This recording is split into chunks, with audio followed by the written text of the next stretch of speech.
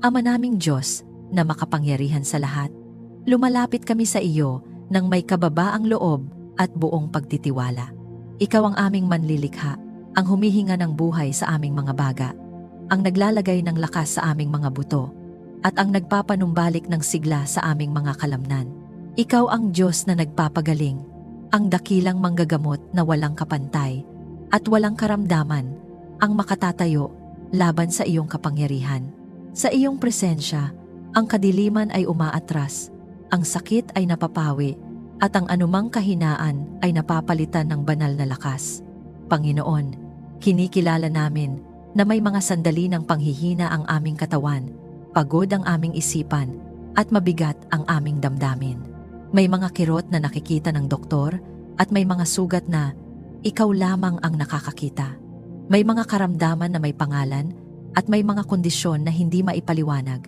Ngunit anuman ang tawag dito ng mundo, alam namin na higit na makapangyarihan ang iyong salita kaysa sa anumang diagnosis. Higit ang iyong autoridad kaysa sa anumang ulat medikal. Higit ang iyong dugo na dumanak sa krus kaysa sa anumang lason, virus, o impeksyon na sumusubok kumapit sa aming katawan. Sa pangalan ni Jesus, tinatanggihan namin ang bawat espiritu ng karamdaman, bawat espiritu ng panghihina, bawat espiritu ng takot na nagbubulong ng kawalan ng pag-asa. Inuutusan namin ang bawat demonyong atas laban sa aming kalusugan na mapawalang bisa. Anumang sumpa ng karamdaman mula sa nakaraan, anumang minanang kahinaan sa aming lahi, pinuputol namin ngayon sa pamamagitan ng kapangyarihan ng dugo ni Kristo. Hindi kami magmamana ng sakit. Magmamana kami ng pangako. Hindi kami magmamana ng pagkasira. Magmamana kami ng buhay na sagana. Ama, sinabi mo na ikaw ang aming pastol at hindi kami magkukulang. Kung ikaw ang aming pastol, hindi kami magkukulang ng kalusugan, hindi kami magkukulang ng lakas, hindi kami magkukulang ng pag-asa. Inihihiga mo kami sa luntiang pastulan at inaakay sa tahimik na tubig. Pinapanumbalik mo ang aming kaluluwa. Kaya sa kapangyarihan ng iyong salita, ipinapahayag namin na ang aming kaluluwa ay pinapanumbalik, ang aming isipan ay nililinis mula sa pag-aalala, at ang aming katawan ay tinatabunan ng iyong banal na presensya. Espiritu Santo, bumaba ka at punuin mo ang bawat bahagi ng aming pagkatao. Lumagos ka sa aming dugo, sa aming mga ugat, sa aming mga laman loob. Hipuin mo ang aming puso at ayusin ang anumang hindi regular. Hipuin mo ang aming baga at palayain mula sa anumang bara. Hipuin mo ang aming mga kasukasuan at alisin ang pamamaga. Hipuin mo ang aming mga selula at ituwid ang anumang abnormalidad. Wala kang hangganan at walang lugar sa aming katawan ang hindi kayang abutin ng iyong kapangyarihan. Kung may pagod na nagmula sa labis na responsibilidad, palitan mo ito ng banal na sigla. Kung may stress na nagdulot ng tensyon, palitan mo ito ng kapahingahan na galing sa iyo. Kung may depresyon o matinding lungkot na nagpapabigat sa aming dibdib, ipaalala mo na hindi kami nag-iisa, na ikaw ay sumasama sa amin sa lambak ng anino ng kamatayan at hindi kami dapat matakot, sapagkat ikaw ay kasama namin. Ang iyong pamalo at tungkod ang nagbibigay sa amin ng kapanatagan. Sa bawat atake ng kaaway laban sa aming kalusugan, itinatayo namin ang autoridad na ibinigay mo sa amin bilang mga anak ng Diyos. Sinasaway namin ang espiritu ng cancer, ang espiritu ng diabetes, ang espiritu ng hypertension, ang espiritu ng chronic pain, at anumang pangalang mas mataas kaysa sa pangalan ni Jesus. Sapagkat sa pangalan ni Jesus, ang bawat tuhod ay luluhod at ang bawat dila ay magpapahayag na siya ang Panginoon. Kaya ang bawat selula sa aming katawan ay luluhod sa ilalim ng kapangyarihan ni Kristo at susunod sa disenyo ng langit. Ama, turuan mo kami na alagaan ang aming katawan bilang templo ng Espiritu Santo. Bigyan mo kami ng disiplina sa pagkain, sa pahinga, at sa pamumuhay. Bigyan mo kami ng karunungan sa pagpili ng makabubuti sa aming kalusugan. Ngunit higit sa lahat, itanim mo sa aming puso ang pananampalatayang hindi natitinag, sapagkat ang kagalingan ay hindi lamang pisikal. Ito ay espiritual, emosyonal, at mental. Pinagagaling mo ang aming alaala mula sa trauma, Pinagagaling mo ang aming puso mula sa pagtataksil. Pinagagaling mo ang aming isipan mula sa mga kasinungalingan ng kaaway. Kung may sugat mula sa nakaraan na patuloy na dumudugo sa aming damdamin, tinatakpan mo ito ng iyong pag-ibig. Kung may galit na hindi pa napapatawad, tinuturuan mo kaming magpatawad upang kami ay lubusang gumaling, sapagkat ang kapatawaran ay bahagi ng aming kalayaan at ang kalayaan ay bahagi ng aming kagalingan. Panginoon, pinipili naming maniwala sa iyong pangako kaysa sa aming nararamdaman. Pinipili naming kumapit sa iyong katotohanan kaysa sa takot. Kahit may mga sintomas pang nakikita, ipinapahayag namin na ang proseso ng kagalingan ay kumikilos na. Kahit may kirot pang nararamdaman, ipinapahayag namin na ang iyong kamay ay gumagalaw na. Ang kagalingan ay hindi malayo. Ito ay dumadaloy na mula sa trono ng Diyos patungo sa aming katawan. Salamat, Ama, sapagkat ikaw ang Diyos na nagpapagaling. Salamat sapagkat hindi mo kami pinababayaan. Salamat sapagkat ang iyong habag ay bago bawat sandali at ang iyong katapatan ay dakila. Tinatanggap namin ang kabuuang kagalingan katawan, kaluluwa at espiritu. At ipinapahayag namin na kami ay buo, kami ay malakas, kami ay pinanunumbalik sa pangalan ni Jesus. Kung sumasampalataya ka at tinatanggap mo ang kagalingan habang kami ay nananalangin, i-type sa mga komento, "Ako ay ginagawang ganap at buo ng kapangyarihan ng Diyos." Hayaan mong maging personal mong deklarasyon ang pahayag na ito ng pananampalataya at pagpapanumbalik. Ama naming makapangyarihan, ikaw ang aming kanlungan at muog, ang aming matibay na tanggulan sa gitna ng anumang panganib. Lumalapit kami sa iyo nang may buong pagtitiwala, sapagkat alam namin na ang iyong mga pakpak ay sapat upang kami ay kublihan. Ikaw ang Diyos na nagtatayo ng bakod na apoy sa palibot ng iyong mga anak. Ikaw ang nag-uutos sa iyong mga anghel na magbantay sa aming mga daan upang hindi kami madapa at hindi kami mapahamak. Sa pangalan ni Jesus, itinatayo namin ang banal na proteksyon sa aming buhay, sa aming pamilya, sa aming tahanan, at sa lahat ng ipinagkatiwala mo sa amin. Inilalagay namin ang dugo ni Kristo sa aming pintuan, sa aming isipan, sa aming katawan, at sa aming kapaligiran. Ang dugo ni Jesus ang aming tanda ng kaligtasan. Walang kapahamakan ang maaaring lumampas dito, anumang balak ng kaaway na maghasik ng gulo, takot, o pagkasira ay nabubuwag sa ilalim ng kapangyarihan ng krus. Ama, may mga laban na hindi nakikita ng mata. May mga atake na hindi pisikal kundi espiritual, ngunit hindi kami bulag sa mga pakana ng kaaway. Sa iyong salita, tinuruan mo kami na ang aming pakikipaglaban ay hindi laban sa laman at dugo, kundi laban sa mga kapangyarihan ng kadiliman. Kaya ngayon, isinasuot namin ang buong baluti ng Diyos. Ipinapatong namin ang sinturon ng katotohanan upang hindi kami malinlang. Isinasuot namin ang baluti ng katuwiran upang hindi kami mapasok ng akusasyon. Hinahawakan namin ang kalasag ng pananampalataya upang mapawi ang bawat nagliliyab na palaso ng masama. Isinasuot namin ang helmet ng kaligtasan upang bantayan ang aming isipan laban sa takot at kasinungalingan. At hinahawakan namin ang tabak ng Espiritu na iyong salita upang sugpuin ang bawat kasinungalingan ng kaaway. Sa pangalan ni Jesus, sinasaway namin ang bawat espiritu ng aksidente, bawat espiritu ng karahasan, bawat espiritu ng sakuna na nagtatangkang lumapit sa amin. Ipinapahayag namin na ang aming tahanan ay nakatalaga sa iyo. Ang aming mga anak ay saklaw ng iyong pangangalaga. Ang aming kabuhayan ay nasa ilalim ng iyong proteksyon. Walang armas na nabuo laban sa amin ang magtatagumpay. Anumang salita ng sumpa na binitiwan laban sa amin ay bumabalik sa wala at nawawalan ng kapangyarihan. Panginoon, kung may mga lihim na bitag na inilatag ang kaaway, ilantad mo ito bago pa kami makarating doon. Kung may maling landas na magdudulot ng kapahamakan, ilihis mo ang aming mga hakbang. Ikaw ang aming pastol. Inaakay mo kami sa tamang daan alang-alang sa iyong pangalan. Kahit kami ay dumaan sa lambak ng anino ng kamatayan, hindi kami matatakot sapagkat ikaw ay kasama namin. Ang iyong presensya ang aming seguridad. Ang iyong kapangyarihan ang aming kalasag. Espiritu Santo, maging sensitibo ka sa aming puso upang marinig namin ang iyong babala at patnubay. Turuan mo kaming sumunod agad kapag ikaw ay nagsasalita. Ilayo mo kami sa masasamang impluwensya, sa maling pakikipag-ugnayan, at sa anumang relasyon na maglalayo sa amin sa iyong kalooban. Kung may taong may balak na saktan kami, hadlangan mo ang kanilang hakbang. Kung may lihim na inggit o galit laban sa amin, palitan mo ito ng kapayapaan at proteksyon mula sa iyo.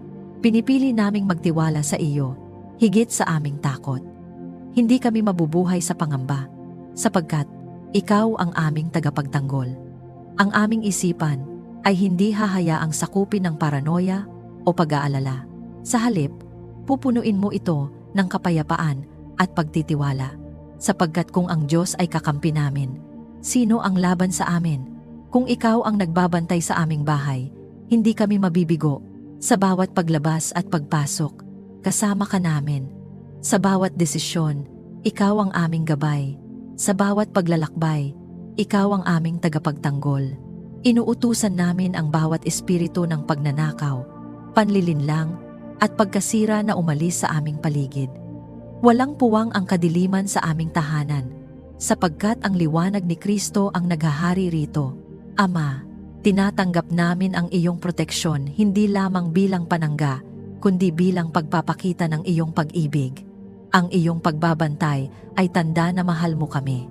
Ang iyong pagtatanggol ay patunay na kami ay iyong pag-aari. Kaya hindi kami mabubuhay sa takot, kundi sa pananampalataya. Hindi kami magtatago sa anino ng pangamba, kundi mananahan sa lihim na dako ng kataas-taasan. Kung naniniwala ka na ang Diyos ang iyong kanlungan at tinatanggap mo ang kanyang banal na proteksyon, i-type sa mga komento, "Ako ay ligtas sa ilalim ng mga pakpak ng makapangyarihang Diyos." Hayaan mong maging pahayag ito ng iyong pagtitiwala at paninindigan laban sa anumang takot o banta. Ama naming Diyos ng kapayapaan, lumalapit kami sa iyo na may pusong naghahangad ng katahimikan na hindi kayang ibigay ng mundo. Ikaw ang pinagmumulan ng tunay na kapayapaan, kapayapaang hindi nakadepende sa kalagayan, hindi nasisira ng problema, at hindi natitinag ng anumang unos ng buhay. Sa iyong presensya, ang bagyo ay tumitigil, ang alon ay kumakalma, at ang pusong nababagabag ay nakakahanap ng pahinga. Panginoon, maraming bagay ang sumusubok gumulo sa aming isipan. May mga alalahanin tungkol sa pamilya, kabuhayan, kalusugan, at kinabukasan. May mga alaala ng nakaraan na bumabalik at nagdudulot ng kirot. May mga salita ng ibang tao na nagiiwan ng sugat at pagdududa. Ngunit sa sandaling ito ng pananalangin, pinipili naming ilapag ang lahat sa iyong paanan. Hindi namin kayang dalhin mag-isa ang bigat ng mundo, kaya isinusuko namin ito sa iyo.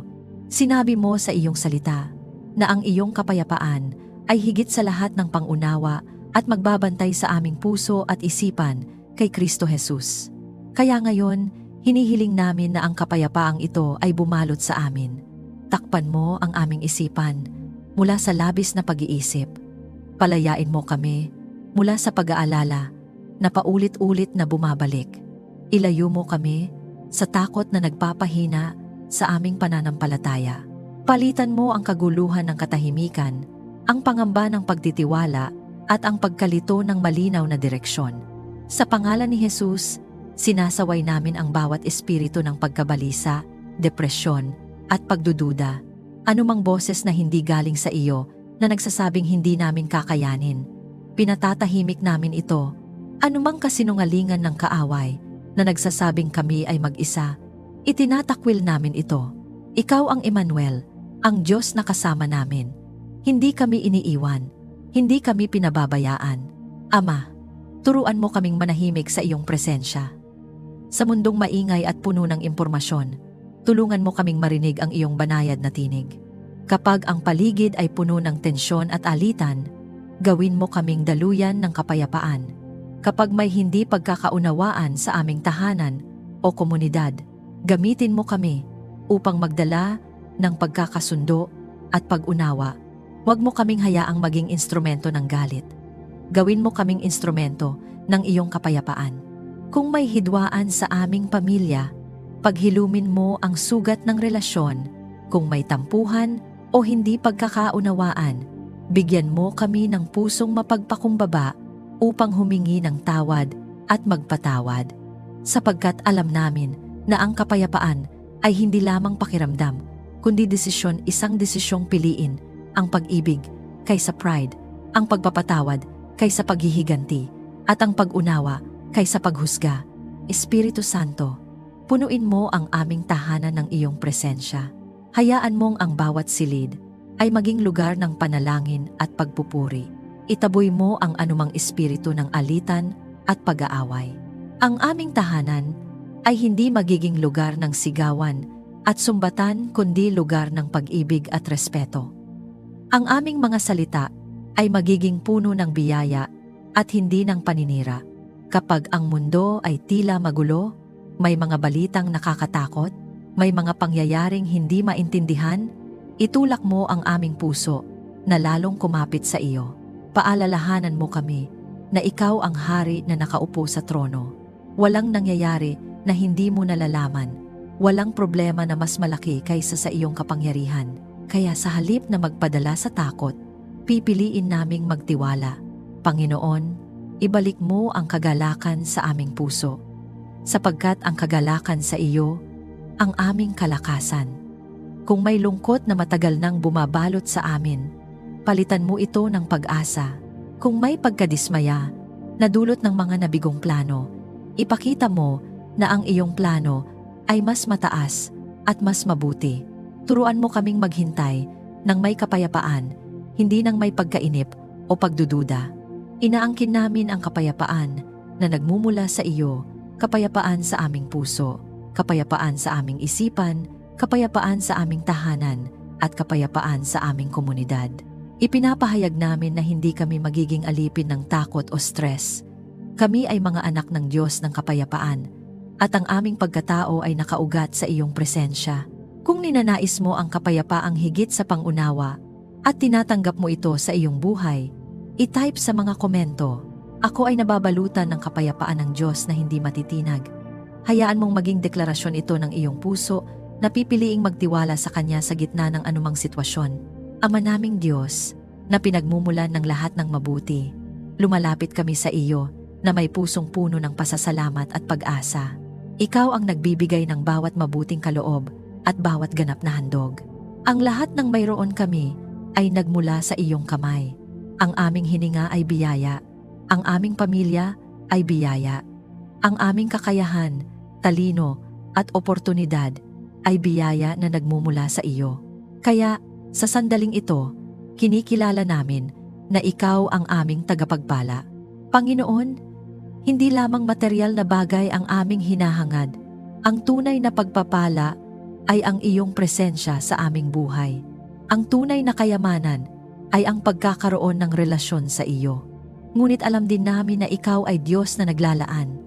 Ikaw ang Diyos na nagbubukas ng pintuan na walang makapagsasara at nagsasara ng pintuan na walang makapagbubukas. Kaya hinihiling namin ang iyong pagpapala sa bawat larangan ng aming buhay. Pagpalain mo ang aming mga kamay upang ang bawat gawain ay maging mabunga. Pagpalain mo ang aming isipan upang makaisip kami ng mga ideyang magdadala ng pag-unlad. Pagpalain mo ang aming mga desisyon upang ito ay nakaayon sa iyong kalooban. Kung may mga oportunidad na nakalaan para sa amin, ilapit mo ito sa tamang panahon. Kung may mga hadlang na hindi galing sa iyo, alisin mo ito sa aming daraanan.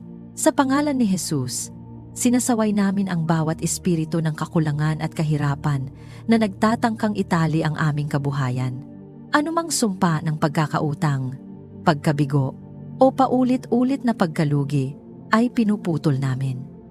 Ipinapahayag namin na kami ay hindi itinakda para sa kakapusan, kundi para sa kasaganaan na may layunin.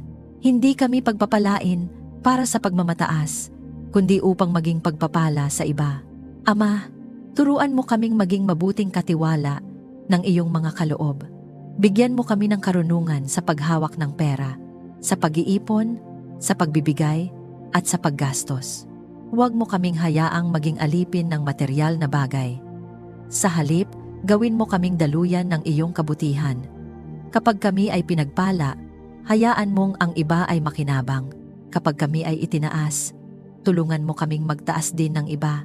Pinaniniwalaan namin na ang pagpapala ay hindi lamang nasa pananalapi. Pagpalain mo ang aming kalusugan upang magkaroon kami ng lakas para tuparin ang aming layunin. Pagpalain mo ang aming relasyon upang maging matatag at puno ng pag-ibig. Pagpalain mo ang aming mga anak at susunod na henerasyon upang sila ay lumakad sa iyong katotohanan. Pagpalain mo ang aming tahanan upang ito ay maging lugar ng kapayapaan at kagalakan. Kung may mga nakasarang pintuan sa aming buhay, ipakita mo kung alin ang dapat naming bitawan at alin ang dapat naming hintayin. Kung may mga panalangin kaming matagal nang inaasam, palakasin mo ang aming pananampalataya habang kami ay naghihintay. Alam namin na ang iyong oras ay perpekto at ang iyong plano ay hindi nabibigo. Espiritu Santo, gabayan mo kami upang hindi kami maligaw sa gitna ng tagumpay. Kapag kami ay nakakaranas ng pag-unlad, panatilihin mo kaming mapagpakumbaba. Kapag kami ay nakakatanggap ng papuri, ipaalala mo na ang lahat ng kaluwalhatian ay sa iyo. Huwag mo kaming hayaang malunod sa pagmamataas o inggit. Linisin mo ang aming puso at panatilihing dalisay ang aming motibo.